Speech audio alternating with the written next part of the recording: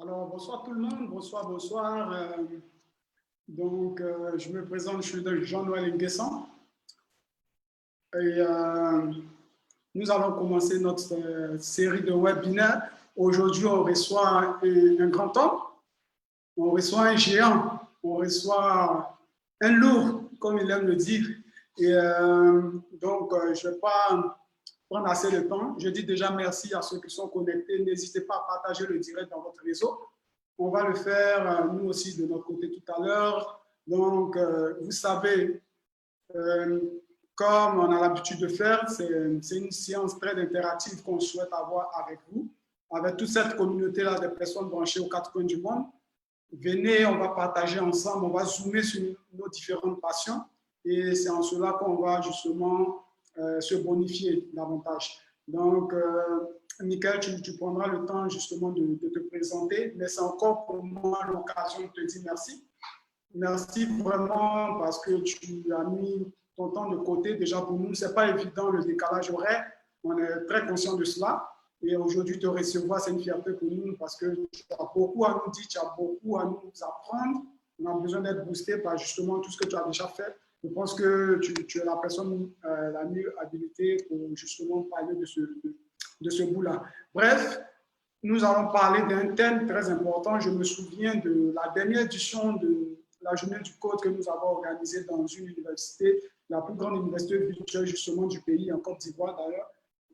Nous avons parlé justement de la portée du mobile, du téléphone en Afrique. Dans un des rapports justement que j'ai lu de là-bas, je pense, si j'ai bonne mémoire, j'ai vu qu'il y avait plus de téléphones mobiles que d'habitants. Et cela était paradoxal pour moi, mais ça montre en fait le taux de pénétration du mobile.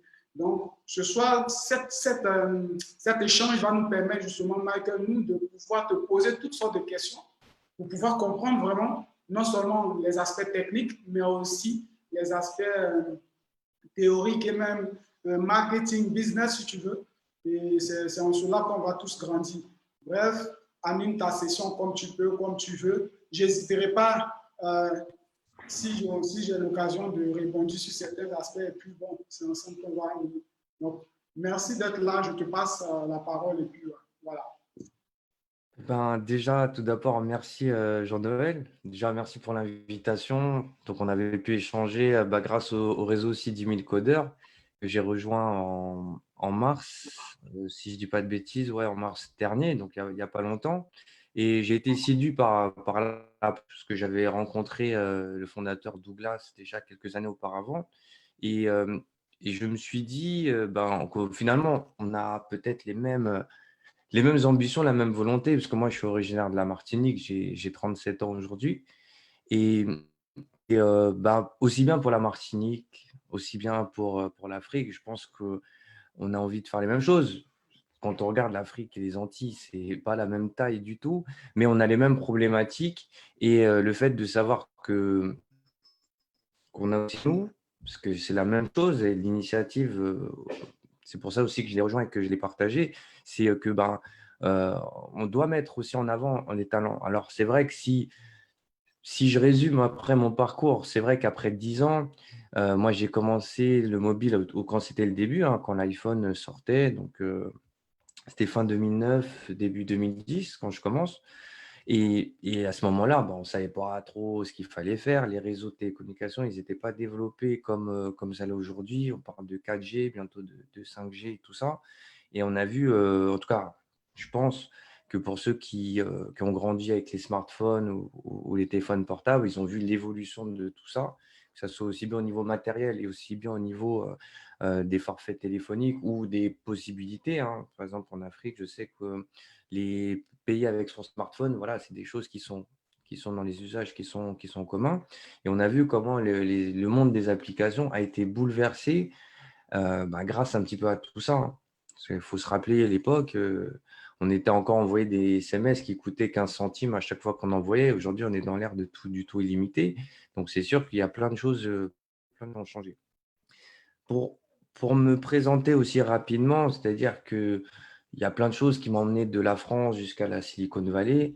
Donc, on sait aujourd'hui que euh, ben, la Silicon Valley, ben, ça représente justement le boom technologique. Les GAFA, ce qu'on appelle les GAFA, donc Google, Amazon, Facebook et Apple, ben, voilà, ils viennent de là. Donc, j'espère qu'un jour, l'Afrique aura aussi ces GAFA. Mais en attendant, c'est sûr que quand j'ai été amené à aller à la Silicon Valley, ben, forcément, c'est super inspirant parce que tout ce monde technologique, on va parler un peu plus en détail des applications, ben, ça vient aussi de là. Donc, il a fallu aussi comprendre ben, comment ça marche, pourquoi et à quoi on répond aussi, quelles problématiques on répond. Et du coup, moi, ça m'avait passionné à l'époque, parce que quand je commence le mobile, euh, à la base, moi, j'étais plus de l'univers de la musique et de la vidéo, et je voulais créer une application déjà juste pour moi, juste pour comprendre en fait comment ça marchait. Donc, j'avais fait une web radio, une application web radio qui était DJOS Radio, qui était mon nom de DJ à l'époque, parce que je mixe plus aujourd'hui. C'est déjà pour rentrer dedans, pour comprendre un peu comment ça marchait. Et puis mes potes, mes amis me disaient, ah, c'est cool et tout, vas-y, tu peux me la mettre et tout. J'ai envie, j'aimerais bien écouter ce que tu fais, j'aimerais bien voir. Et donc, du coup, on était un petit peu dans cette effervescence où c'est nouveau, donc on a envie d'essayer des choses. Et là, on est bien avant toutes les applications euh, qu'on bouleverse un peu le monde. On parle de Airbnb. En tout cas, moi, je vais parler plus de l'expérience en France ou à l'étranger, aux États-Unis, pardon. Mais c'est vrai que le voir en fait de l'intérieur et être développeur, ça m'a permis aussi de comprendre beaucoup de choses. Alors après, comment on devient développeur mobile? Moi, c'est vraiment parce que je dis pas c'est un coup de chance, je ne vais pas le dire comme ça, mais à cette époque-là, moi, je travaillais dans une SS2I, dans une société de services en informatique, et j'ai voulu changer de technologie, parce que j'étais développeur Java à l'époque, hein, pour ceux à qui ça parle. Mais du coup, je sais pas, je ne ferais pas de mission, je ne ferais pas quelque chose qui me plaisait. Et à l'époque, il n'y avait pas de demande comme aujourd'hui sur les besoins d'applications mobiles. Et bah, j'ai fait le pari de me lancer dessus. Et voilà, donc j'ai eu différentes rencontres, dont celle qui a peut-être bouleversé aussi mon parcours, c'est l'application de voyage SNCF. Aujourd'hui, ça s'appelle Oui SNCF. Donc, c'est une application qui est utilisée par des millions de personnes en France. Et ça a été la toute première application que j'ai mise sur l'Apple Store. Donc, la première appli euh, que j'ai pu faire. Et la mission que j'avais, ben, c'était voilà, d'internaliser cette application. Donc, j'étais le seul développeur là-bas. Donc, essaye d'imaginer, au-delà que tu viennes voilà, des Antilles, de la diaspora ou de la France, peu importe, tu vois, ben, c'est aussi une fierté, tu vois, de pouvoir contribuer et te dire, tu mets quelque chose dans les mains des gens, quelque chose d'utile. Et puis, forcément, c'est le projet qui m'a lancé et qui m'a amené ben voilà, à aujourd'hui être formateur. Aujourd'hui, je forme au développement d'applications. Donc, on aura l'occasion, je pense aussi d'en parler. Il s'est passé beaucoup de choses. Et du coup, j'ai créé aussi ma chaîne YouTube au passage où justement, je parle un peu de l'actualité dans le monde des applications. Et aussi, je forme à la nouvelle façon, la plateforme SwiftUI que Apple a sorti pour pouvoir créer des applications mobiles beaucoup plus facilement qu'avant. Mais j'aurai l'occasion de faire une petite démo. Donc voilà pour la courte introduction.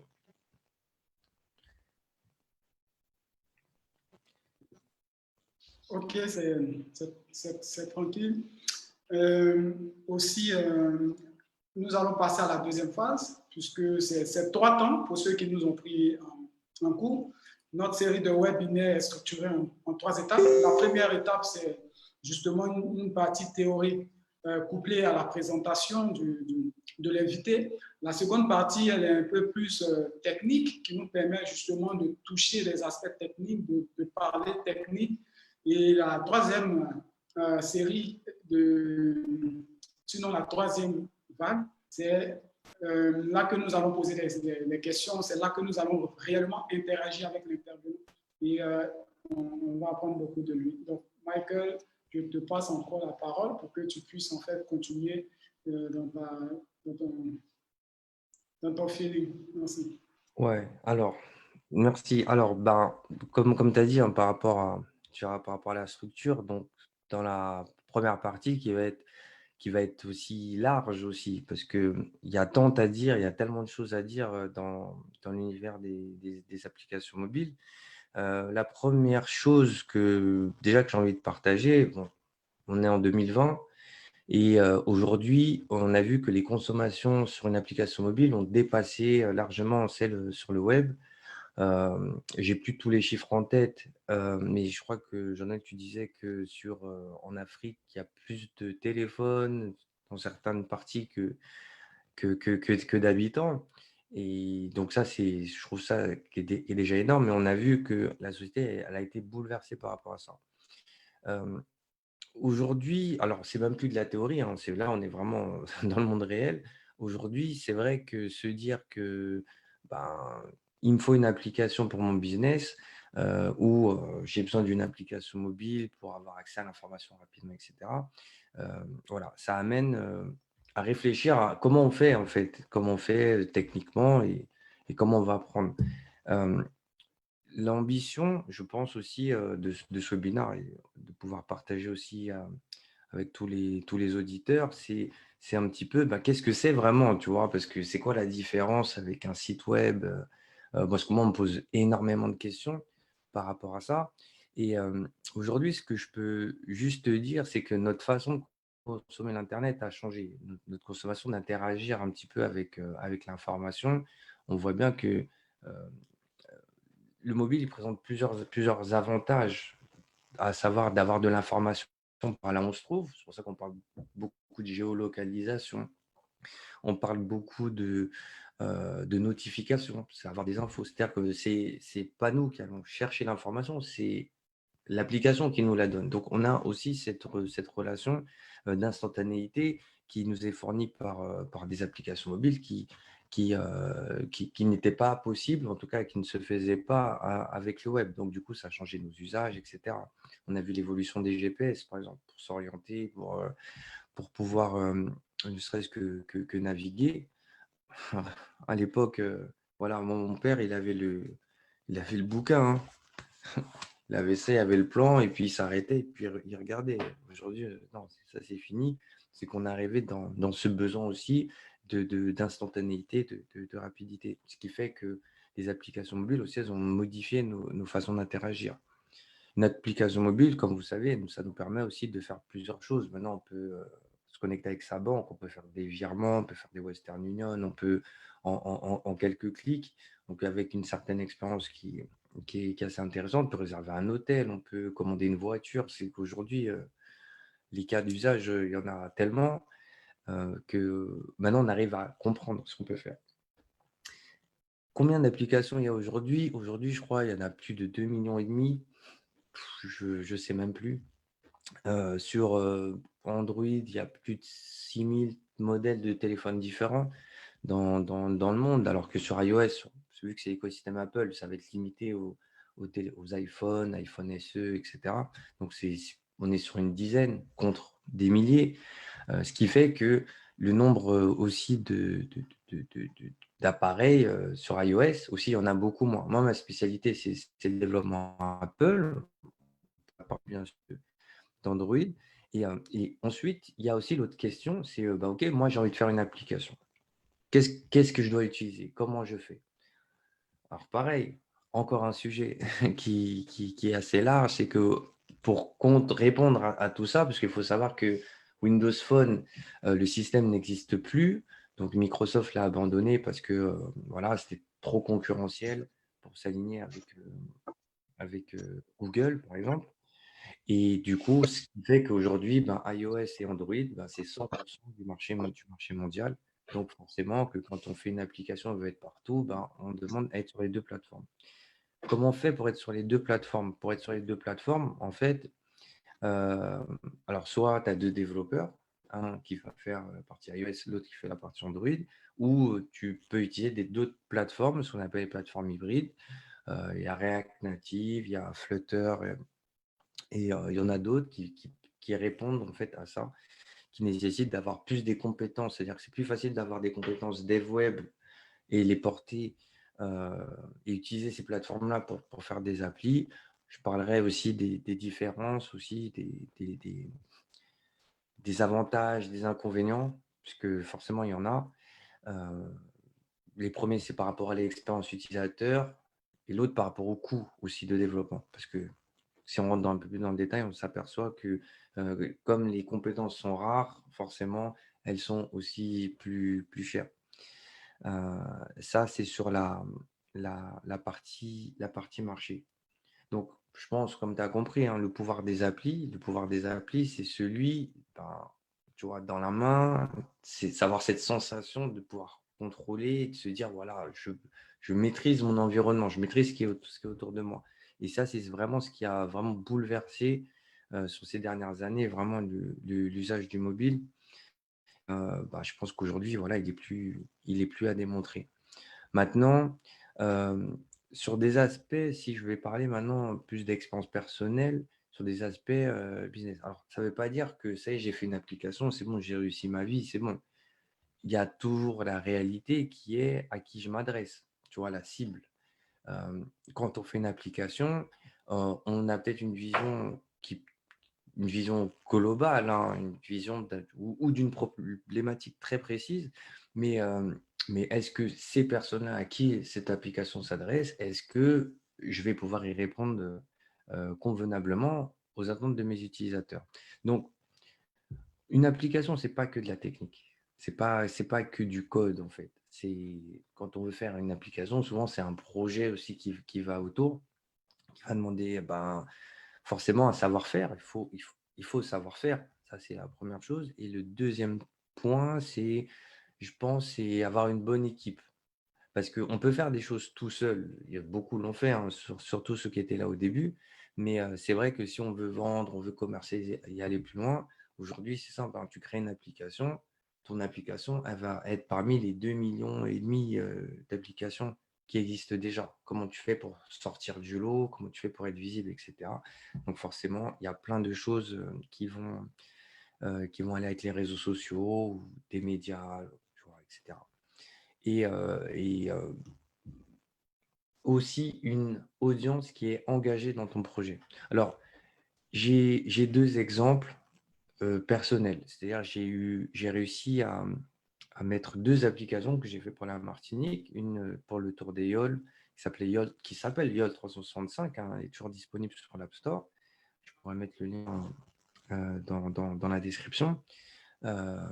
Mais quand l'application elle est rentrée dans le top 50 des meilleures applications de l'App Store, c'est-à-dire que tu rentres vraiment au max pour une application que personne connaissait. Parce qu'en fait, le Tour d'Aïol en Martinique, en fait, la Martinique, c'est une île. Et donc, tous les ans, on a une course de yole. En fait, c'est des bateaux traditionnels qui font le tour de la Martinique à voile. Et du coup, on avait équipé les yoles avec des balises GPS et tu pouvais les suivre en temps réel en fait, avec l'application. Ce qui était, pour la Martinique, c'était quelque chose d'énorme. Tu vois, parce qu'on a mélangé innovation et tradition autour d'un projet digital. Et les gens, ils ont adhéré tout de suite. Donc forcément, ça a eu un pic de téléchargement. Donc tout le monde a téléchargé l'application, etc. Et du coup, ce qui fait que, comme elle a bien été perçue, elle a été téléchargée, elle a été commentée. Donc ça fait plein de, comment on appelle ça, plein d'activités. Et ben, du coup, ça fait que ça remonte dans les classements. Et la dernière que j'ai faite, donc c'est une application qui s'appelle Bucket Finder, qui permet de localiser en fait des restaurants. Parce que la problématique à la base, c'était pour les restaurants ambulants qui sont dans des camions, puisqu'on ne savait pas exactement où est-ce qu'il fallait les trouver. Et en fait, l'application répond à cette problématique, c'est-à-dire qu'on affiche précisément sur une carte où est-ce que le restaurant se trouve, avec des informations qualitatives et tout. Et comme cette audience-là, ils n'ont pas un accès direct forcément numérique ou une application. Donc, du coup, le fait d'avoir créé cette plateforme-là, ben, ça leur permet, d'être visible sur une plateforme digitale sans avoir à développer une application de A jusqu'à Z et de pouvoir avoir un produit qui leur ressemble. Et ça, c'est ça, c'est important. De toute façon, j'aurai l'occasion, dans la partie code, donc dans la partie 2, de vous montrer un exemple de code, à quoi ça ressemble, vraiment, vraiment techniquement. C'est le sujet pour lequel on va pouvoir échanger ensemble.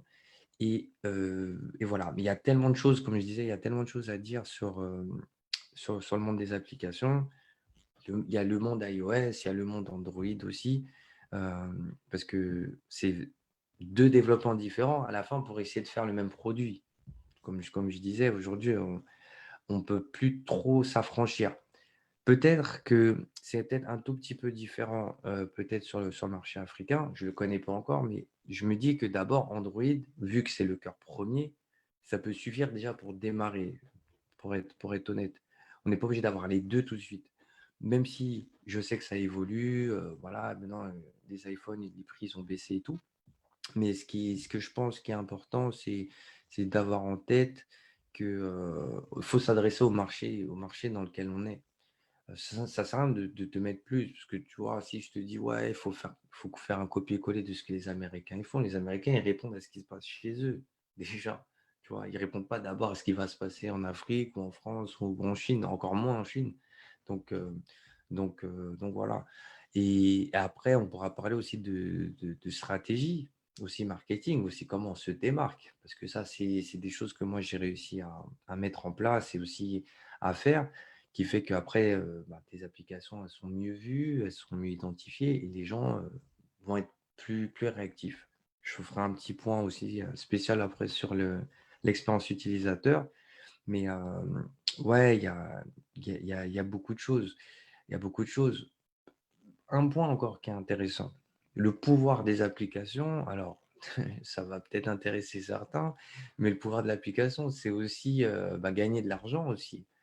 Heu, Grâce aux applications, voilà, moi j'ai pu créer ma société et depuis avril 2013, j'ai toujours eu des missions et j'ai toujours eu du travail et par exemple en France, si on parle, en toute transparence, les tarifs pour un développeur, iOS ou Android, donc là je vais parler de développement natif, c'est-à-dire c'est quand on développe sur la plateforme, qui est dédiée, on est sur des tarifs entre 400 € et 650 € par jour, hein. Toi, je me suis gratté la tête parce que mais c'est ça, c'est ça et voilà, moi, c'était plus mon cas, par exemple sur la fin et c'est vrai que ça peut être aussi quelque chose qui est, ouais, déjà, c'est cool, déjà, de travailler dans les applications parce que ça change tout le temps, c'est tout le temps nouveau, tu vois? Aujourd'hui, je te dis ça après 10 ans, il va y avoir la conférence d'Apple à la fin du mois de juin, le 22 juin, pour être précis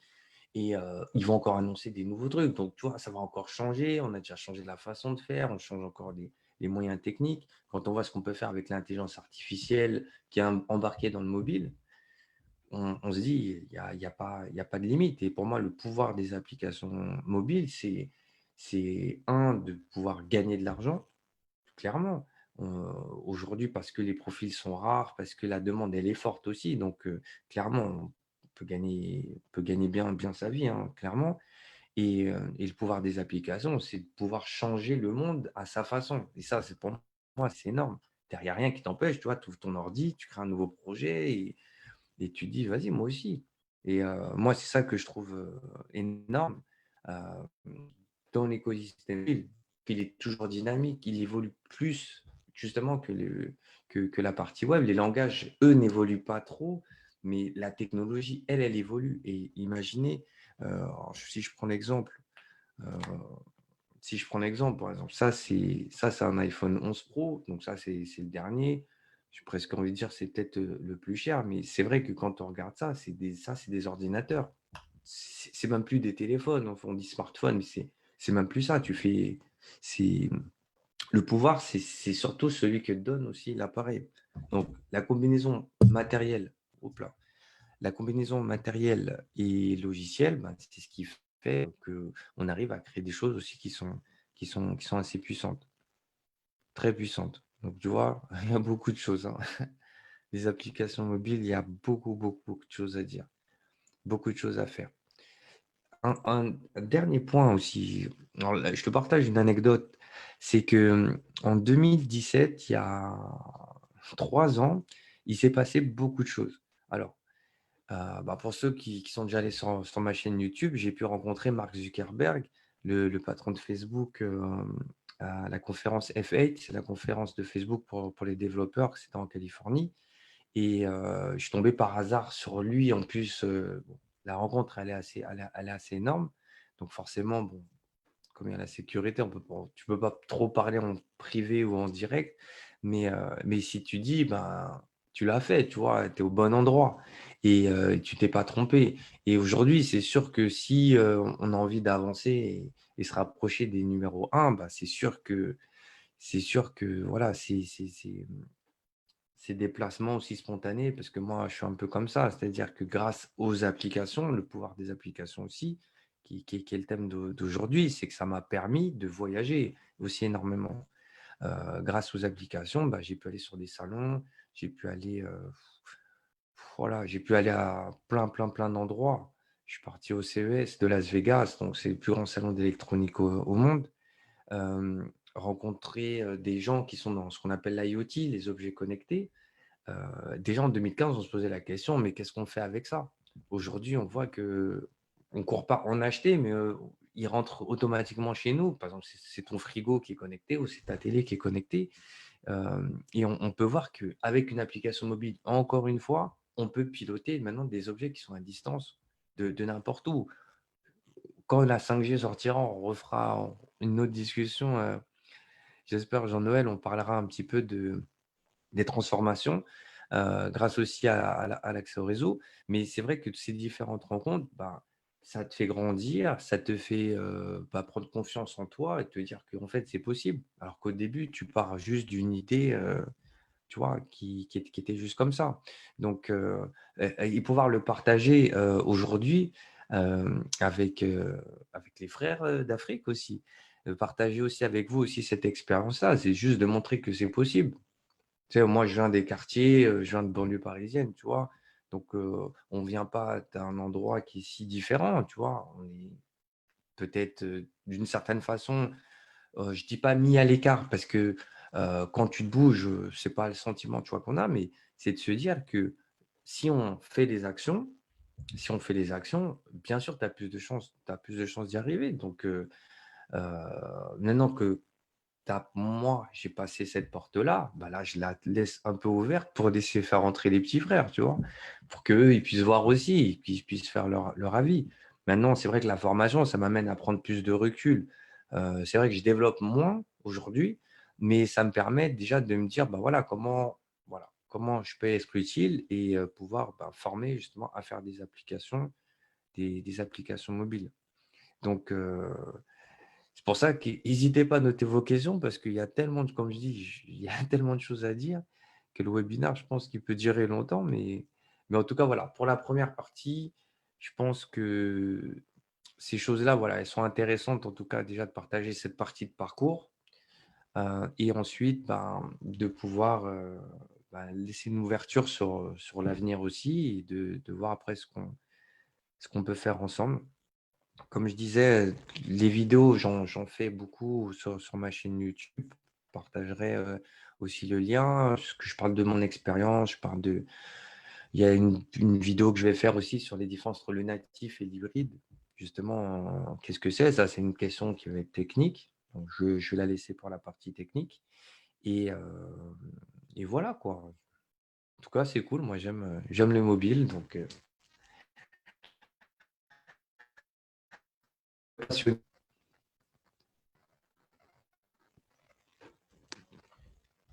Alors, je vois qu'il y a, ah ouais, il y a beaucoup de messages. J'ai vu aussi. Donc, on va les garder pour la fin. Michael. Tu me reçois? Allô? Oui, oui, Allô? je t'entends.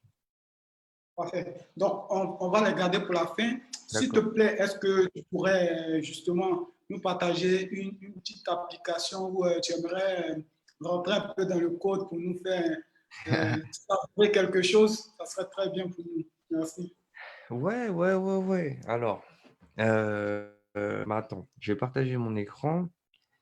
Alors, ce que je vais essayer de faire, hein, je vais décomposer en deux parties. C'est-à-dire, je vais vous présenter un exemple de projet. En fait, le projet dont je vous ai parlé, Bucket Finder, je vais vous montrer en exclusivité, hein. Là, Jean-Noël, là, c'est pour vous parce que cette version, elle n'est pas sortie. Ce que je vais vous montrer. Ça, c'est prévu qu'elle sorte en septembre. Mais sinon, l'application, elle est déjà disponible sur le store. Mais là, ce que je fais, c'est en fait, je fais la nouvelle version avec le nouveau langage qui s'appelle SwiftUI. Alors, je ne sais pas si tout le monde, si tu m'entends, Jean-Noël, parce que je vois que l'image, elle est bloquée. Mais OK, non, c'est bon. Donc là, je vais vous montrer, je vais partager mon écran. Hop, OK. Donc, alors, je vais vous montrer. Alors, ça c'est Xcode. Xcode, c'est, je ne sais pas si on voit quand je zoome. Donc, Xcode, c'est le logiciel, en fait, de développement, en fait, qui est sur Mac, en fait, sur Apple. Parce que le développement, ce qu'on appelle natif, c'est en fait, c'est pour utiliser en fait les outils qui sont fournis par Apple, pour le coup. Xcode, c'est le logiciel. Voilà, je vais vous montrer une petite démo. Et il est disponible que sur Mac. Alors, il y en a qui ont déjà réussi à l'installer sur PC. Sur PC parce que, bon, on peut mettre des machines virtuelles de Mac et tout. Bon, ce n'est pas le meilleur et ce n'est pas ce qui est recommandé. Mais en tout cas, avec Xcode, ben, on peut développer sur iOS. Alors ici, dans cet exemple-là, bah, j'étais en train de refaire en fait mon application. Et ici, j'étais en train de refaire cet écran. Alors, ce qui est bien en fait avec cette nouvelle technologie, avec SwiftUI ici, c'est on a ce qu'on appelle le live Canva. Ça veut dire qu'en fait, je peux construire mon écran dynamiquement avec le code. Par exemple, là, je vais faire un exemple. Donc ça, c'est la page de login. L'utilisateur, il va lancer l'application, hein, et puis il va tomber sur une page, voilà, bienvenue, un bouton pour se connecter avec Facebook, un bouton passer. Ce qui est assez cool aussi, c'est que je peux afficher des différents rendus, parce que quand on parle de mobile, on parle de téléphone, de smartphone, mais il y a aussi la tablette. Et en fait, je peux développer, en fait, avec un seul code, je peux développer plusieurs écrans. Je peux faire pour le téléphone, pour l'iPad, pour l'Apple Watch, que je n'ai pas là. Je peux le faire pour le Mac, etc. Donc, je peux développer pour tous les appareils de l'écosystème Apple. Et en fait, ici, si je montre aussi un exemple, alors je vais le faire en live, parce que des fois, mon ordi, il rame un tout petit peu. Ce qui est bien, c'est que je peux voir, en fonction de là où je clique sur mon interface, je peux voir à quelle partie du code ça correspond. Par exemple, ici, je sais pas, hein, je vais faire un truc. Tu vois, le code, en fait, il se met à jour en live, en fait. C'est-à-dire que je peux rajouter un bouton. Je sais pas, par exemple, imagine ici, je vais taper la classe qui s'appelle button, par exemple. Alors, il y a une bibliothèque avec plein de fonctions. Donc ici, je vais simplement, par exemple, rajouter un bouton ici. Je vais mettre juste une action. Hop. Je vais mettre print hello. Et ici, par exemple, dans ce qu'on appelle le label, en fait, le label, c'est la vue, en fait, à quoi je veux que mon bouton il ressemble. Et en fait, mon bouton, je peux juste lui dire, par exemple, je vais mettre un texte et je vais mettre le texte, je vais mettre bienvenue. Donc ici, je peux mettre ce que je veux, je peux mettre une image, je peux mettre… Et tu vois, en live, en fait, j'ai mon bouton qui va se dessiner, je peux cliquer dessus, etc. Donc là, là, je fais la démo en fait de SwiftUI, en fait, qui est le nouveau framework d'Apple. En fait, Apple a annoncé en juin dernier, l'année dernière, donc donc c'est le nouveau framework pour faire des applications, qui va se rapprocher plus de langage pour certains qui ont fait un peu peut-être de l'hybride, comme Flutter, etc., qui va se rapprocher beaucoup plus de ça et qui va permettre de bénéficier de 100% des capacités. Donc, tu vois, et en direct, je peux construire mon interface, je peux faire des trucs dynamiques. Alors, avant, c'était un petit peu différent et on peut le faire assez rapidement. Le truc qui est bien, c'est qu'on a aussi une librairie, on a une galerie en fait de plein de composants qu'on va retrouver, les composants natifs. Par exemple, si je veux mettre dans mon interface, je ne sais pas si moi je peux déplacer. Par exemple, si je veux mettre un slider, j'ai juste à glisser soit dans mon code.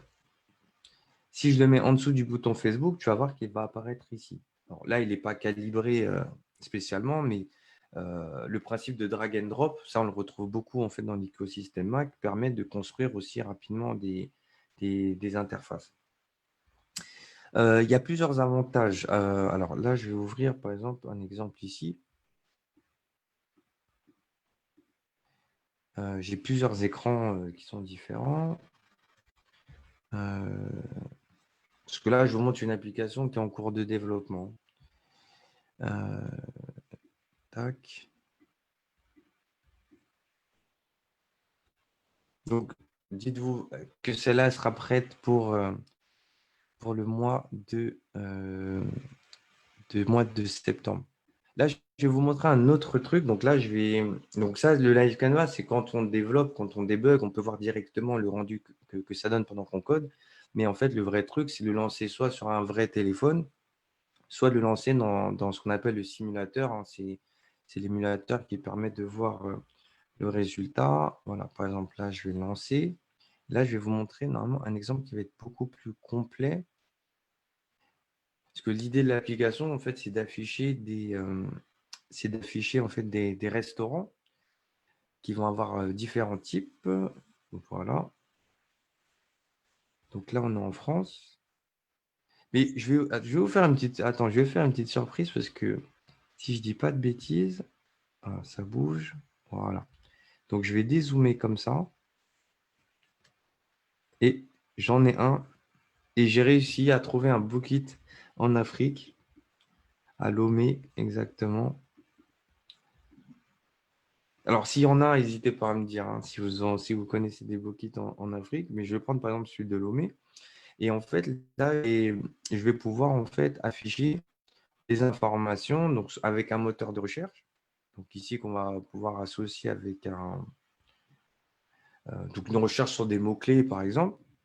Donc ça, c'est ce que j'avais fait. Et des fonctionnalités de pouvoir soit appeler, soit pouvoir y aller. Donc là, on va pouvoir, bon, ça va être difficile de la France d'aller en voiture jusqu'à là-bas, pouvoir partager, etc.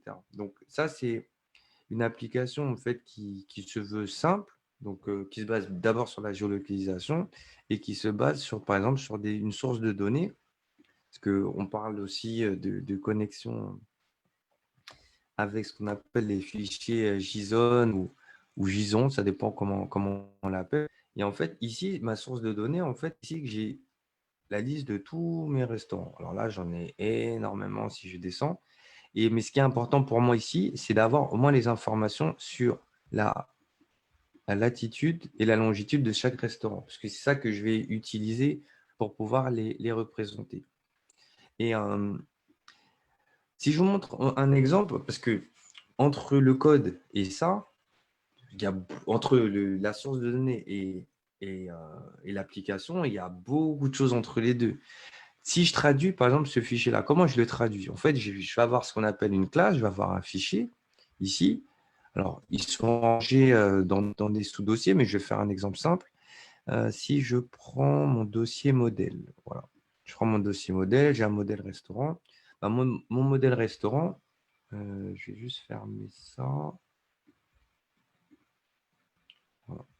Par exemple, ici, mon modèle restaurant, il va reprendre en fait les informations que j'ai dans mon fichier JSON. Donc, par exemple, le nom de mon restaurant, il va être de type string, de chaîne de caractères, description, etc. Donc là, je vais modéliser, je vais représenter mon restaurant. Donc là, il y a pas mal de code parce que je fais pas mal de raccourcis. En fait, ça, c'est pas pour faire spécialement du beau code, mais c'est pour faire en sorte que le code soit le plus générique possible. Et c'est-à-dire un objet, par exemple, qui s'appelle latitude. Lat, dans mon fichier JSON, je la convertis en quelque chose qui s'appelle latitude. Donc voilà, j'ai tout un système de mécanique qui va me faire les correspondances. Et mon application, la seule chose qu'elle a besoin de faire, c'est créer un restaurant et l'afficher sur la carte. Et ça, c'est grâce à mon écran qui s'appelle, je vais l'appeler, je crois que c'était MapView, je crois. Hop. Et je vais l'afficher là, comme ça.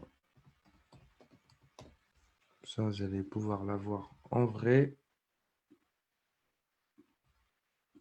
Alors, vous avez vu, une application, en fonction de la complexité de l'application, il y a beaucoup de code. Hein. Il y a beaucoup de code à prévoir. Donc ici, là, la carte, elle ne s'affiche pas parce que si je suis dans le canvas, c'est pour ça que je le fais avec le simulateur. Mais il peut avoir pas mal de code des fois pour faire des choses qui se veulent simples. Mais ce qu'il faut retenir, c'est que quand on fait une application, il faut déjà avoir la vision de qu'est-ce qu'on veut faire. Parce que il y a deux choses. Il y a simple pour qui? Simple. Est-ce que c'est simple pour le développeur ou est-ce que c'est simple pour l'utilisateur? Moi, la priorité, c'est que l'application elle soit simple pour celui qui va l'utiliser. Pour qu'elle soit simple, ça veut dire qu'elle va devoir tenir aussi compte de concepts qu'on appelle ergonomiques. Ergonomique, c'est par exemple l'application, c'est généralement c'est avec un pouce ou avec deux doigts.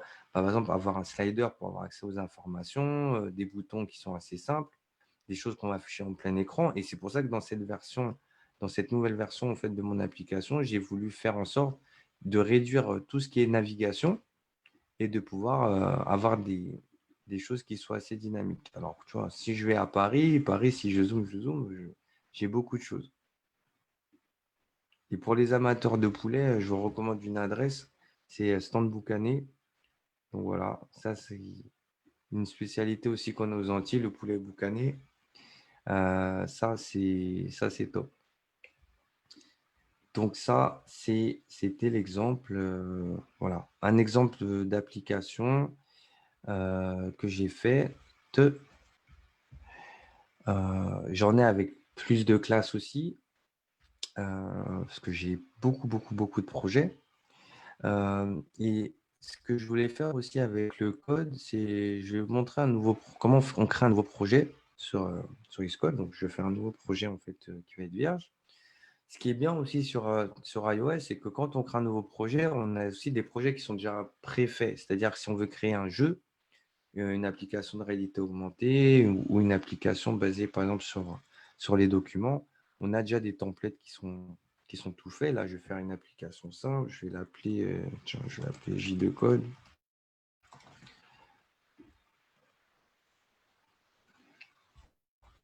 Je vais créer un nouveau projet.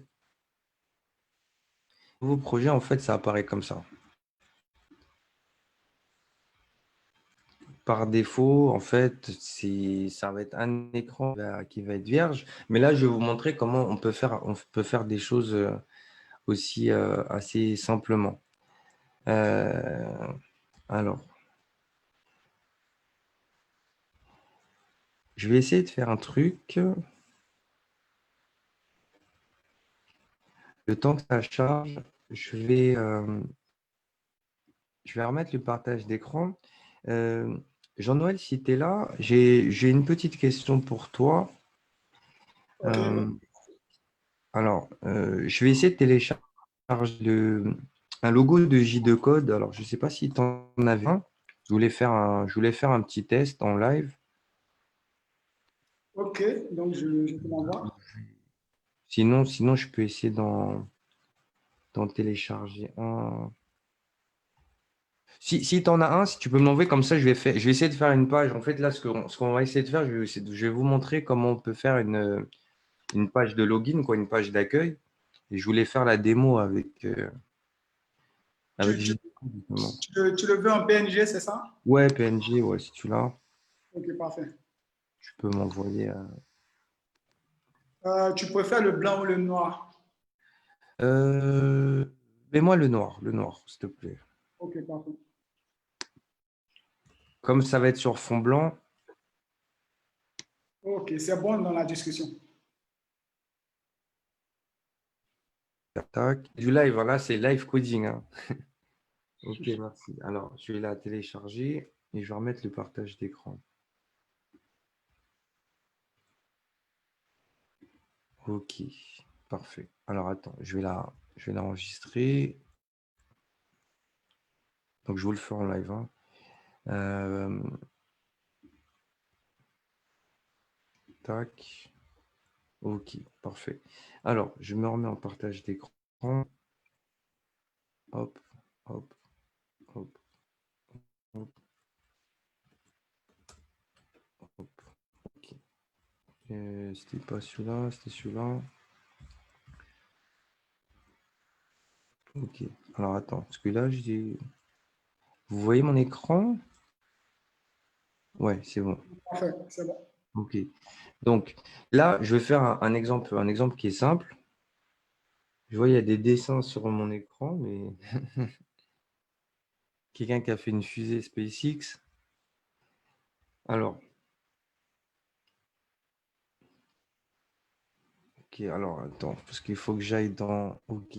Donc là, je suis sur un écran simple. Ça, c'est un écran vierge quand on crée le projet. Donc là, ce que je vais faire, je vais ajouter déjà l'icône là que tu m'as donnée. Donc, j'ai un dossier en fait qui s'appelle Asset sur iOS ici. Et je vais l'appeler J2 code. Et je vais l'importer. Attends, là, je vais faire import, download, logo noir. Voilà, hop. Donc là, ce que je suis en train de faire, je suis en train d'importer déjà le logo dans le projet. Voilà, je vais l'appeler comme ça. Je vais le mettre ici. Voilà. Donc, maintenant que j'ai importé mon logo là, dans le projet, je vais retourner sur mon fichier qui s'appelle ici Content View. Donc, la Content View, c'est c'est le nom de ma vue, hein, tout simplement. Et ce que j'ai envie de faire déjà, j'ai envie juste déjà d'afficher l'image. Donc, c'est assez simple. En fait, si tu veux importer une image dans un projet, ben, tu as juste à l'appeler. Je relance le simulateur ici. Et là, tu vas voir que tu vois ton application, ton logo, il apparaît ici. Donc déjà, c'est une ligne de code, hein. Là, j'ai rien fait encore de particulier. Donc là, ce que je vais faire, je vais utiliser en fait des différents programmateurs où en fait, je vais pouvoir lui définir sa propre taille. Donc là, si on regarde, donc il y a un modifieur qui s'appelle Resizable qui permet de la retailler. Et en plus, je vais pouvoir lui définir aussi son aspect. Donc là, j'ai une propriété qui s'appelle aspect ratio et je vais pouvoir lui dire fit et ça lui permet de rentrer comme ça. Donc, tu vois, ici, assez rapidement, déjà, je peux déjà constituer, l'intégrer déjà le logo. Donc ça c'est déjà bien. Maintenant, si je veux rajouter, par exemple, imaginons, Jean-Noël, on veut faire une page de connexion, par exemple. Donc là, j'ai envie de rajouter un champ login et mot de passe. Alors, en SwiftUI, ce qui est bien, c'est qu'on va pouvoir utiliser ce qu'on appelle des conteneurs. Donc là, je vais utiliser un conteneur en fait qui s'appelle VStack, ça veut dire Vertical Stack, ici, dans lequel en fait je vais mettre mon image. Je vais mettre mon image ici. Donc visuellement, il n'y a rien qui change, mais je vais pouvoir mettre des éléments les uns en dessous des autres, tu vois. Donc là, par exemple, j'ai envie de mettre un champ de texte ici qui va s'appeler, par exemple, je sais pas, login. Je vais l'appeler login. Et le login, en fait, je vais l'associer avec son propre champ de texte. Et en fait, en Swift, tu vois, la particularité, c'est comme en MVV. Alors, si on parle un peu d'architecture, SwiftUI, on va dire, il se base plus sur une architecture qu'on va appeler MVVM, c'est-à-dire qu'on va avoir plus le côté MVVM, Model View, View Model. Ça, c'est sur la partie architecture, mais ça, je vais montrer après comment ça marche. En gros, chaque élément graphique, il est associé à une valeur de sa source de vérité, c'est-à-dire qu'ici, par exemple, mon champ de texte login, il aura une propriété que je vais appeler, par exemple, ici, @state private, ouais. Private var et je vais l'appeler login, qui sera un champ de texte. Et je vais en faire un autre qui va s'appeler password. Ici, comme ça. Donc là, je vais lui associer son champ login. Et après, j'en ferai un autre pour le mot de passe. Donc là, normalement, si je ne te dis pas de bêtises et que ça se génère. Professeur, Oui, allô? allô, Il y a quelqu'un qui posait une question? pose une question. Alors, attends, je vais refaire ça. Ouais, je crois qu'il y a quelqu'un qui dérange, Michael. Ouais, il vient d'être jeté aussi. Ok, il a écrit des choses sur l'écran là, c'est assez désagréable. Ouais, et je sais pas comment l'enlever. Et toi, je sais pas comment tu tiens d'ailleurs, Michael, je sais pas comment tu as fait. Parce Euh, que parce que, euh, parce que d'habitude, je code les yeux fermés, c'est pour ça. C'est pour ça. Mais après, non, mais je pense que ça dérange surtout ceux qui regardent, en fait. ouais, tout à fait. Alors après, je sais pas si, Jonel, tu as moyen de désactiver ou s'il faut que je ferme et que je… Attends. Ouais, essaie de fermer, tu le partages à nous. Ok, merci Noël. Merci, monsieur. Euh, ouais, alors du coup, attends, ça partage plus le bon écran. Alors attends, je vais refaire. Alors là, vous voyez l'écran J2 code là? Là, c'est Oui, bon. oui, c'est bon. C'est sûr. Parfait. Ok. Donc, ok, donc ça c'est bon. Donc là, par exemple, j'ai rajouté simplement un champ type login auquel je vais lui rajouter un padding, par exemple. Padding, c'est juste qu'il y ait des marges autour. Tu vois, ça met un peu plus d'espace. Et je vais mettre un autre champ qui s'appelle Secure Field. C'est pareil, hein. Ça, c'est pour afficher les mots de passe. Où je vais juste lui donner le nom. Je vais l'appeler password. Password. Et ici, je vais lui associer le champ de texte password qui va avec son padding, etc. Donc, c'est assez rapide en fait de constituer des interfaces. Et par exemple, ici, je vais faire un bouton comme j'avais fait tout à l'heure. J'ouvre mon programme, il me propose différentes actions. Donc ici, je vais faire… Donc la commande print, c'est ça, c'est pour te permettre d'afficher dans la console. Je vais l'appeler connexion, par exemple. Et ici, ça, j'efface. Et je vais faire un texte. Hop, comme j'avais fait tout à l'heure. Donc là, j'ai refait rapidement. Voilà. Je crois que j'ai fait ça comme ça. Ouais.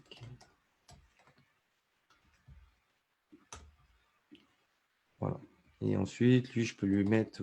Alors, c'est assez souple, en fait, hein, de pouvoir coder. C'est-à-dire que là, par exemple, je vais mettre une couleur, par exemple, en background. Par exemple, je vais mettre blue. Non, ouais, si je vais mettre en blue. Et le texte, je vais le mettre en blanc. Alors, je vais faire ça, foreground color, hop, color white. Et je peux même mettre un petit bonus. Il y a énormément ce qu'on appelle les programmateurs, c'est toutes ces options-là. Par exemple, si je veux mettre des bords arrondis ou si je veux customiser un peu plus mon bouton, je crois qu'il faut que je le mette sur le bouton. Alors, l'ordre, il est très important. Je crois qu'il faut le mettre avant ou après. Si je dis pas de bêtises. Alors, mon ordinateur, des fois, il est un petit peu lent. Pas te mentir. Voilà. Donc là, par exemple, tu vois, j'ai fait, entre guillemets, rapidement, on va dire, une page de connexion. La page de connexion, tu vois, quand tu regardes, c'est même pas 20 lignes de code. Après qu'on peut personnaliser, bien sûr, on peut faire pas mal de choses. Donc, voilà. Là, il m'a arrondi le bouton, l'écran du bouton. Donc voilà, là, je vous ai montré juste un petit exemple. Donc peut-être, Jean-Noël, ça va donner des idées. Mais c'est vrai, très rapidement pouvoir avoir un aperçu et pouvoir lancer. Donc là, imagine, je vais juste lancer le code là. Je lance sur mon secteur. Là, je lance sur je crois que c'est sur un iPhone SE. Alors, le simulateur, il est là. Donc là, ça charge. Et je vais pouvoir rapidement voir le résultat. Alors, bien sûr, là, on est sur un framework qui se focalise déjà sur vraiment l'interface. C'est-à-dire que si tu travailles avec un designer, il te donne des maquettes et les ressources, bah, tu vois, c'est assez intuitif, assez simple, assez rapide de pouvoir construire un écran de connexion. Donc, si je clique sur Login, par exemple, je vais pouvoir… voilà. Là, j'ai mis un champ type Secure Field, donc c'est un champ de type mot de passe, donc, classique hein, pour pouvoir avoir. Et ensuite, en fonction du champ de texte que je veux, bah, il y a plein de paramètres. Je peux dire que je veux afficher le clavier avec numérique. Imaginons que le login, ce soit que des chiffres ou des choses comme ça. Donc, il y a plein de choses qui sont intéressantes aussi à customiser. Après, il y a tout ce qu'on appelle les gestures. C'est les gestes qu'on peut faire avec un, deux doigts, plusieurs doigts sur l'écran, etc. Donc ça, je ferai des vidéos pour ça, pour montrer. Mais là, je voulais vous montrer comment on peut faire assez rapidement des interfaces. Si je reviens sur ça, voilà. Donc voilà, Jean-Noël, pour la partie code, je voulais faire en deux parties. La première, c'était avec Bucket Finder pour montrer un exemple de projet existant. Et là, comment on fait un nouveau projet assez rapidement en intégrant une image, comme je l'ai montré ici. Tu vois, je l'ai intégré rapidement dans mon dossier Asset, c'est mon dossier avec les ressources, mon champ de login, mon champ de mot de passe et mon bouton connexion. Donc voilà, on pourra bien sûr imaginer que quand j'appuie sur connexion, tu vois ici, je fais un appel web service, j'aurai ma roue qui va charger et puis tu vois qui va me connecter ou pas à chaque fois que, voilà, à chaque fois que je vais manipuler mon écran. Donc ça, c'était un exemple pour le faire montrer assez rapidement. Ouais. Sur iOS. Ok, vraiment merci, merci Michael. Très intéressant. Merci aussi pour la pub au passage. Ouais, bah, normal. Donc, C'est pour montrer, c'est pour montrer déjà, bon, on est ensemble, ça, il n'y avait déjà pas de souci, tu vois. Mais c'est pour montrer que dans les perspectives, c'est-à-dire que si on se projette, tu sais, ce qui nous rassemble, ce qui va nous lier surtout, c'est les projets, c'est de faire des projets ensemble. Douglas, il pourra t'en parler aussi avec 10 000 codeurs. C'est ce qu'on fera ensemble qui comptera. Tu vois, c'est pas tant, tu vois, on a tous nos expériences et on a tous fait des choses, mais pour moi, ce qui est important, c'est ce qu'on va faire. C'est surtout ça pour moi qui est important. ok. Alors, donc, là, tout de suite, on va passer à la troisième série Ouais. à la troisième partie, pardon, qui concerne les questions-réponses. Je pense qu'il y a déjà certaines questions dans la discussion. Donc, c'est l'occasion de répondre, mais avant de te laisser répondre à ces questions-là, j'aimerais offrir le bal.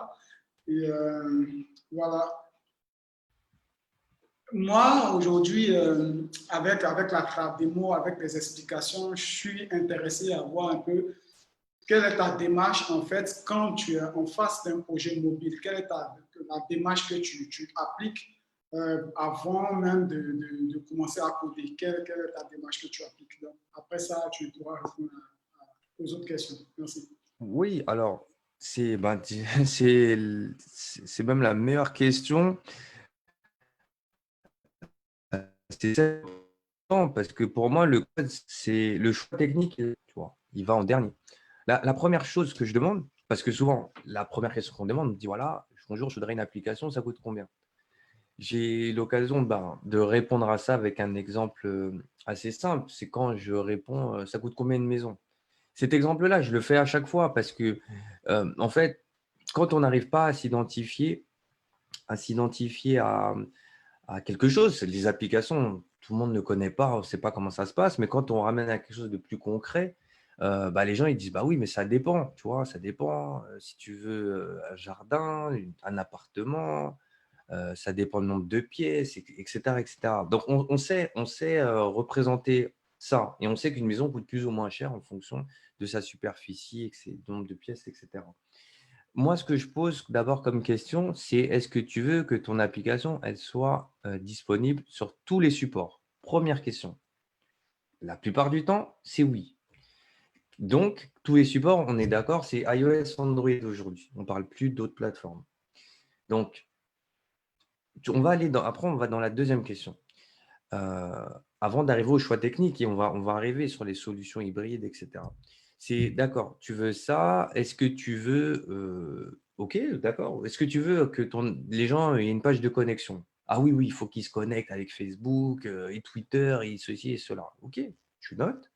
Donc, en gros, si tu veux, moi, la première chose que je fais, c'est que je te fais un espèce de sondage qui va m'amener à choisir la direction, tu vois, que je veux prendre. Est-ce que moi, je le fais personnellement? Est-ce que je le sous-traite? Est-ce que, tu vois, c'est tout ça. Mais je suis obligé d'essayer d'identifier une trame, tu vois, pour que les personnes elles puissent s'identifier. Je suis obligé, tu vois, je suis obligé de te demander, est-ce que tu auras un process de login? Est-ce que c'est plus une application d'actu? Est-ce que tu auras besoin d'intégrer une plateforme de e-commerce, que tu veux des commentaires. Tu sais, et après, je vais te poser des questions beaucoup plus fines, si tu veux. Donc, et en fonction de ça, déjà, tu arrives à identifier une estimation. Je ne vais pas te parler en estimation en argent. Je te dis déjà, tu as une estimation de la complexité. Est-ce que tu veux des super designs? Est-ce que tu veux un truc plus qui marche et c'est tout, tu vois? Donc, je m'imprègne de tout ça. Je pose toutes ces questions-là. Et ensuite, je te fais plusieurs propositions, tu vois. Et en fonction de ça, moi, je regarde si ça vaut le coup. Parce que tu sais, des fois, ouais, j'ai pas de budget ou j'ai pas le temps, il faut que ça sorte vite. Donc, tu vois, c'est en prenant tout ça, après que je fais mes choix. Mais tu vois, ça demande du temps. À chaque fois, tu vois, ça demande du temps. Parce qu'on peut avoir une idée de ce qu'on veut. On veut une application. Par exemple, je peux prendre l'exemple de J2Code ou n'importe quelle autre plateforme. L'idée, c'est qu'est-ce que tout. Moi, la question surtout que je me pose, c'est qu'est-ce que tu offres à l'utilisateur? Qu'est-ce que tu permets à l'utilisateur de faire? Qu'est-ce que tu veux que l'utilisateur y voit? Moi, c'est ça qui est important sur mobile, tu vois. Plus important que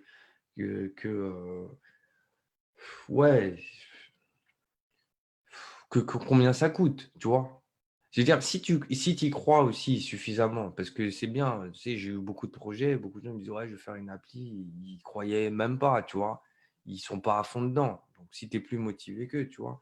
C'est pas moi, je trouve que c'est pas intéressant. Pour moi, c'est ça, c'est vraiment de poser toutes ces questions-là, le contour déjà pour savoir, heu, ce que tu veux. Peut-être tu veux faire juste un projet, c'est pour essayer, tu vois? Tu es pas obligé de faire un projet qui va faire des millions. Si tu veux faire un projet startup, je te pose d'autres questions.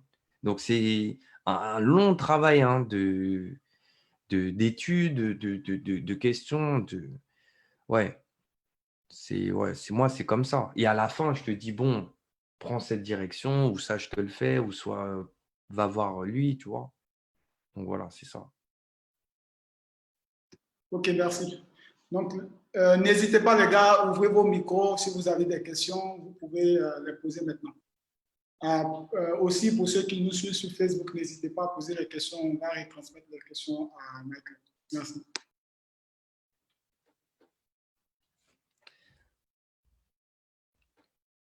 Alors,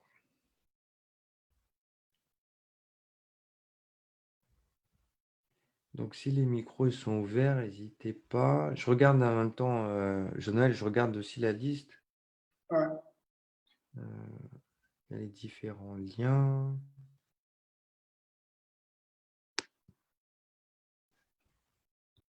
Ah, Amine. Ah, attends, je regardais. Ah, il y a un de mes étudiants. Il y a un de mes étudiants, Amine, que je salue. Ok, super. Ouais, c'était un de mes étudiants. Bah, je vais le big up, Amine. C'est bon, Amine, il fait pas là. Il fait partie des ce que j'appelle les top étudiants dans le sens dans la formation Apple, parce que moi je fais des formations pour Simplon. Et Amine, il est dev web à la base. Et bah voilà, on est connecté, parce on est dans un groupe WhatsApp, Discord. Et, euh, et ouais, non, ça fait plaisir de voir que j'ai aussi des étudiants qui sont dans le webinaire.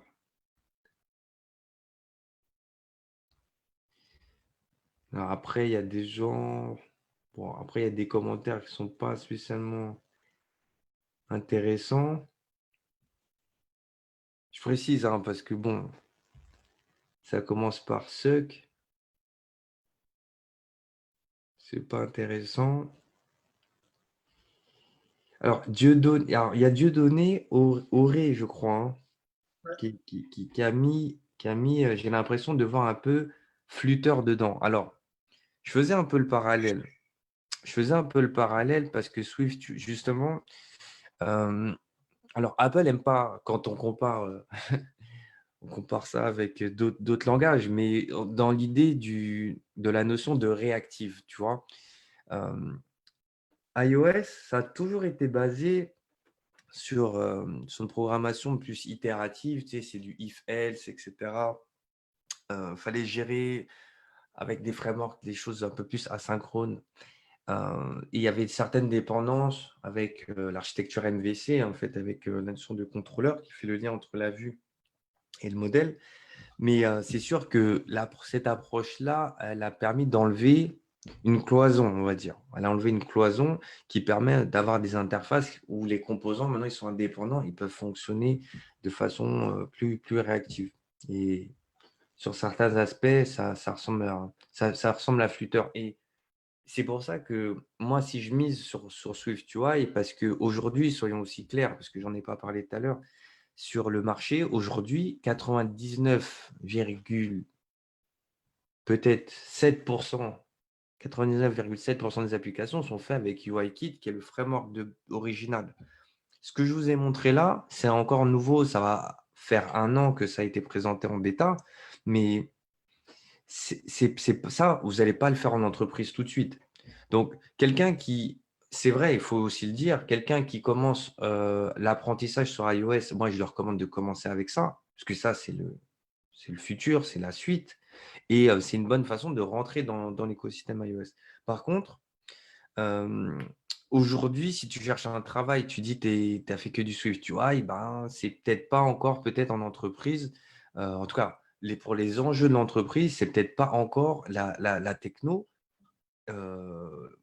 Même si tu fais de l'iOS, c'est peut-être pas encore la techno en fait qu'un employeur va encore miser dessus. Il y aura toujours ce décalage, mais en tout cas, moi, c'est sur celui sur lequel en tout cas j'apporte mes cours et celui où je permets voilà, aussi de mettre rapidement en place des interfaces et mettre déjà un premier pied dedans. Donc ça, c'était pour répondre au point sur Flutter. Et merci à Douglas pour les relais. C'est vrai que quand je parlais de combien ça coûte une appli, ouais, j'avais fait une vidéo où je parle un peu de ça. Et ça, c'est good. Et je te disais, oui, pour revenir sur Flutter, je sais qu'il y a beaucoup de projets. Alors, après, je vous laisserai me confirmer. Je sais qu'il y a beaucoup de projets sur le continent africain qui sont construits sur cette technologie qui permet justement d'avoir un accès peut-être plus rapide au marché et de pouvoir répondre aussi à la problématique d'être sur les 2 plateformes. Et je vois que ça se développe plutôt bien. Ouais, s'il y a des retours sur ça, c'est bien aussi. Mais n'hésitez pas, hein, si vous avez des questions. Alors, moi, je vais mettre une question. Bah, comment se former à SwiftUI et combien de temps pour avoir ton expertise, Michael? Oh, alors, combien de temps pour se former à SwiftUI? Alors, tu vois, c'est une question que j'aurais bien laissé un de mes étudiants répondre, mais je ne sais pas si Amine il est là. Mais combien de temps? Alors, tu fais bien de poser la question. Aujourd'hui, moi, je forme des gens en 4 semaines. D'accord. 4 semaines.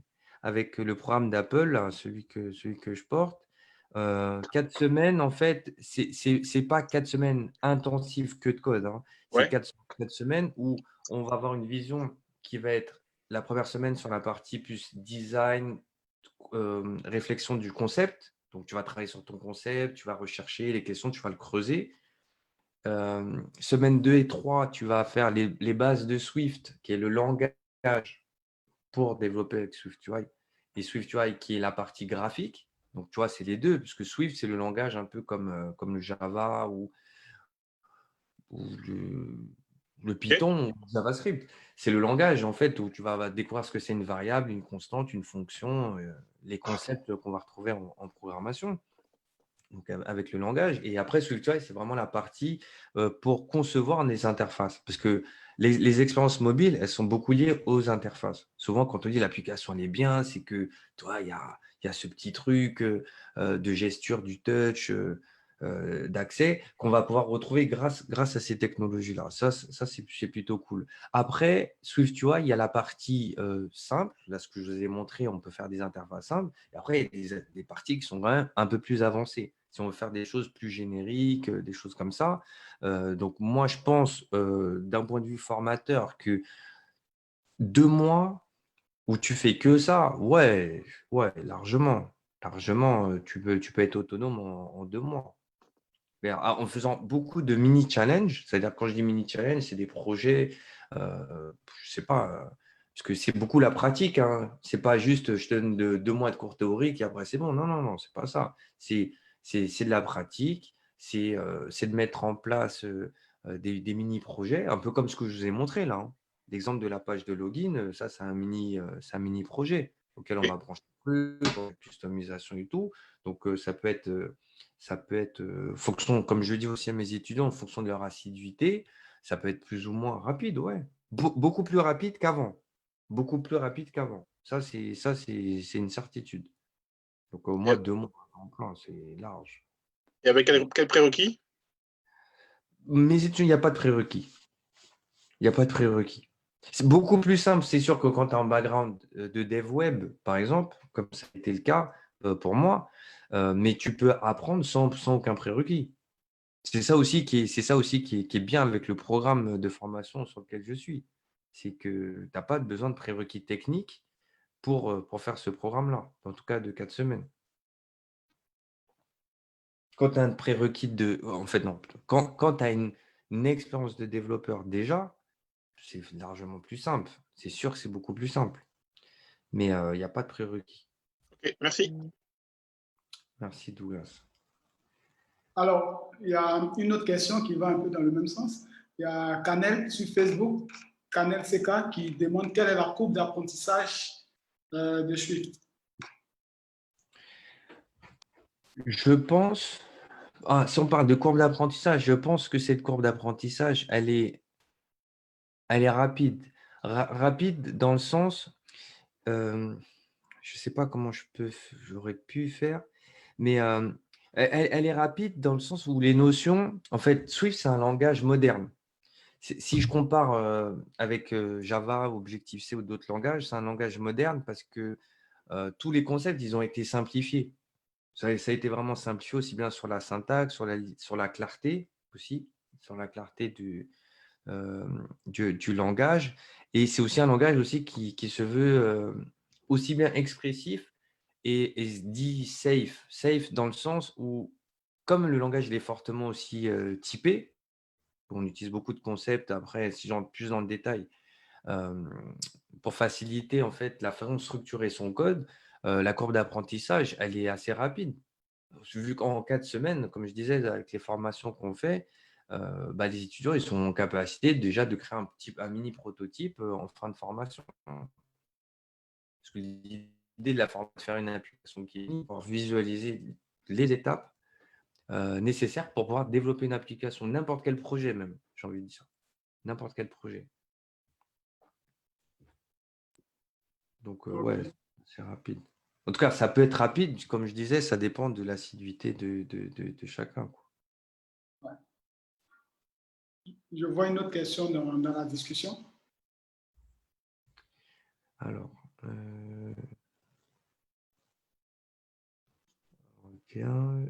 alors c'est Dieudonné, c'est ça? Oui, c'est ça. Ah, d'accord. Je veux savoir si pour la conception de vos applications, vous faites aussi le back-end. C'est une bonne question. C'est une bonne question. Moi, je ne le fais pas à titre personnel. Je ne fais pas mon propre back-end. Je travaille avec un développeur qui est avec moi, qui est dans mon équipe aussi.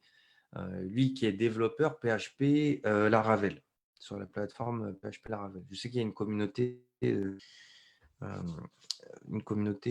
au Cameroun, je crois, ou en Afrique, il doit en avoir même plusieurs qui travaillent sur ça. Donc, moi, j'ai mon développeur qui travaille avec moi et c'est lui qui fait le back-end pour moi.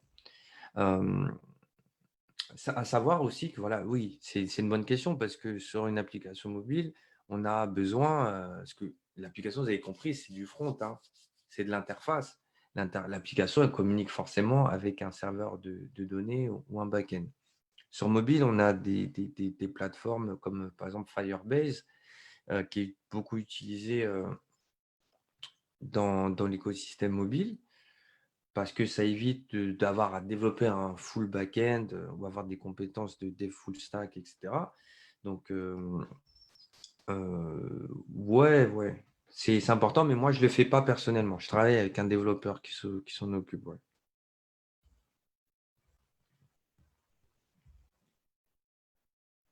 Et vous pourrez jeter un coup d'œil sur la communauté Laravel Cameroun aussi.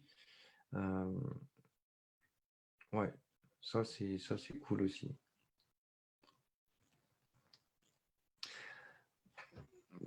En complément de la question de Douglas, comment se former sur SwiftUI, alors moi je le fais sur ma chaîne YouTube, c'est-à-dire que je mets des petites vidéos pour montrer un peu comment ça marche. Et l'idée, voilà, c'est d'aller après progressivement avec des cours qui vont être plus structurés, plus longs, sur des cours en ligne. Donc voilà, donc ça c'est ce que je commence à faire, c'est en parler et après après ça va monter en puissance pour les structurer. Et aussi pourquoi pas avec 10 000 codeurs, proposer un petit truc spécial par rapport à ça.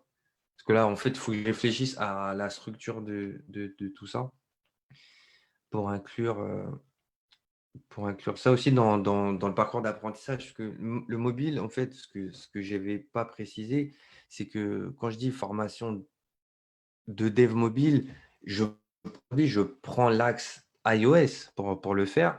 C'est à défaut de pouvoir aller plus loin, tu vois. Sur Android, hein, j'ai Android Studio aussi, hein, tu vois, je peux faire même du Flutter aussi si je veux, tu vois. Mais c'est juste, pour le moment, je prends cet axe-là pour faire découvrir l'écosystème mobile iOS, précisément parce que ça, c'est ma spécialité. Et après, bien sûr, pouvoir ouvrir sur un panel de compétences mobiles comme Flutter et autres.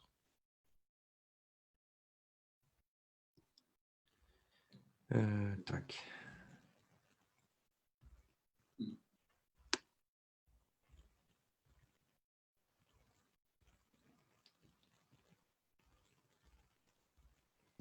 Alors, je pense qu'on va boucler.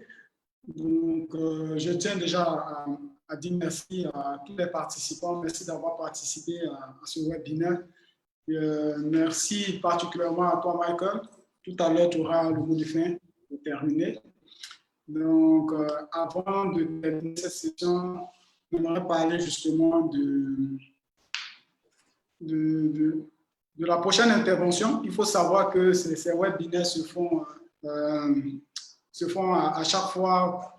On essaie de diversifier les thèmes. Donc, ce mercredi, nous parlerons de DevOps. Donc, si vous me permettez justement de partager mon écran, le prochain intervenant sera un de nos confrères au niveau de la Côte d'Ivoire qui parlera justement de DevOps, qui parlera de Blue and Green Deployment avec Kubernetes et Jenkins.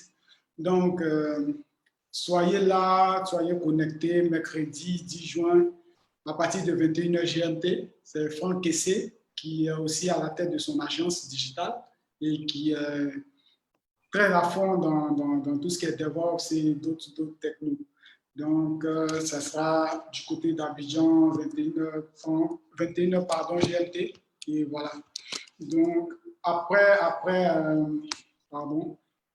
on tient aussi à dire merci à nos partenaires, merci à toutes les personnes qui nous soutiennent et qui relaient aussi les différentes informations. Nous tenons à dire merci à Kit Technologies et à, comment dirais-je, Côte d'Ivoire, qui est un partenaire justement sur ces webinaires-là. Il faudrait savoir que ces webinaires ne sont pas que des séances qui se feront en ligne, mais après, on va justement les prolonger sur des masterclass en présentiel après pendant la période de déconfinement, pardon, de manière totale au niveau de la Côte d'Ivoire et dans le monde entier. Donc, on fera des masterclass très pratiques. Donc, déjà, merci à Côte d'Ivoire qui s'associe à nous pour permettre de pouvoir garder en fait en éveil cette communauté-là qui est là. On dit merci également à 10 000 codeurs qui, justement, a relayé aussi, qui continue de relayer aussi nos posts. Et c'est aussi l'occasion pour nous de dire à toutes les personnes qui souhaitent justement s'associer à nous pour faire grandir cette communauté-là, de pouvoir nous apporter la main d'association. Merci à Apuedia et merci pour tout ce que vous faites. Merci à vous qui étaient connectés. Donc, Michael, ton mot de fin. Et après, on va annoncer une surprise et puis voilà, boucler le webinaire. En tout cas, déjà, merci déjà pour m'avoir fait participer et pouvoir voilà, échanger. Et j'espère que ça a pu inspirer des personnes et ça peut les motiver à se dire, voilà, moi aussi, je peux le faire. Parce que moi, je suis quelqu'un comme ça, moi, je donne la force. C'est pour que voilà, tu l'apprennes et que tu puisses aller plus loin. Merci aussi à 10 000 codeurs, à Douglas pour la confiance. Moi, ce qui me fait plaisir, c'est de me dire, voilà, derrière, il y a encore plein de gens qui ont envie, tu vois, de savoir comment on fait, tu vois, pour aller plus loin. Et c'est cool de pouvoir partager avec vous. Cool de montrer aussi mon univers, parce que là, je vous montre un petit morceau de mon univers. C'est un petit peu, voilà, aussi ce que je fais, ce que j'ai envie de proposer. Et voilà, ce genre d'initiative, écoute, la prochaine, il y a pas de souci. Hein. De toute façon, Journal, on est connectés, on est ensemble, comme on dit. Et je vais vous laisser juste le lien. Je vais le mettre dans le Zoom, là. Je vais mettre le lien de ma chaîne. Ça, c'est le lien de ma chaîne YouTube. Je vais le mettre ici. Comme ça, voilà. Pour ceux qui veulent, voilà, vous pouvez vous abonner. Et comme ça, vous pourrez voir aussi, voilà, je fais plein de vidéos. La prochaine, ça va être justement hybride versus natif, où je vais parler un petit peu des avantages, des inconvénients, pourquoi utiliser l'un plutôt que l'autre, dans quel contexte on va les utiliser. Donc voilà, ça sera cool. Donc voilà, n'hésitez pas voilà, à vous abonner. Et puis comme ça, on reste aussi connecté. Et puis voilà, merci encore Jean-Noël. Merci à J2 Code. Et j'espère un jour avoir l'occasion de venir aussi en Afrique, parce que tout le monde m'a dit, ah, mais il faut que tu ailles d'abord en Côte d'Ivoire, il faut que tu ailles au Sénégal, tu vois. Donc, je ne sais pas, tu vois, je ne sais pas. Je ne sais pas ce qui est mieux, mais voilà. Ah, ton micro il est coupé.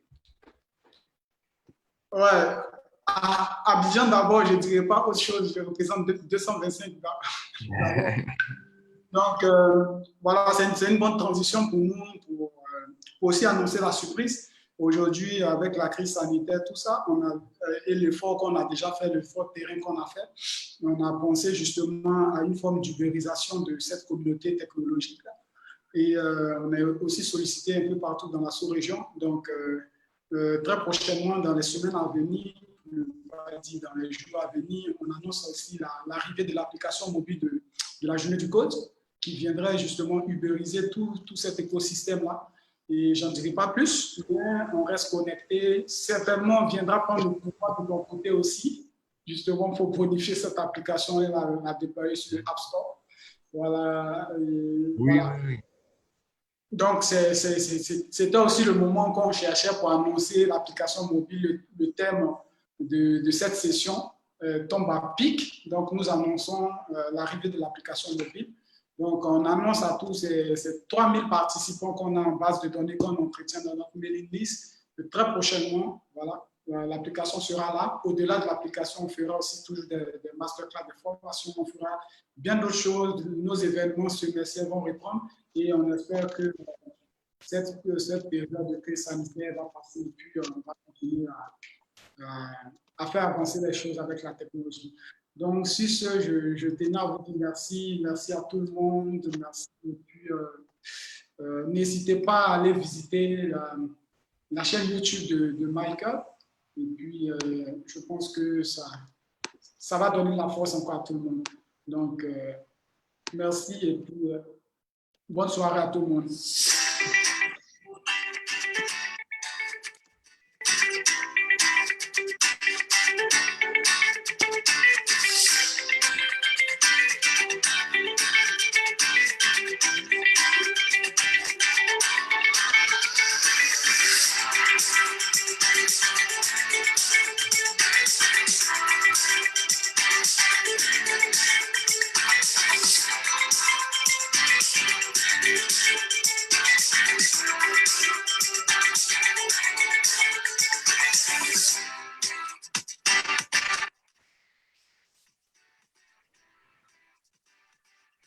Fin du webinaire.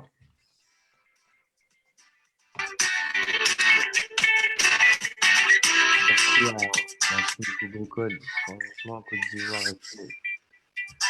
On est tout au courant pendant parce que ça va être très, très, très lourd.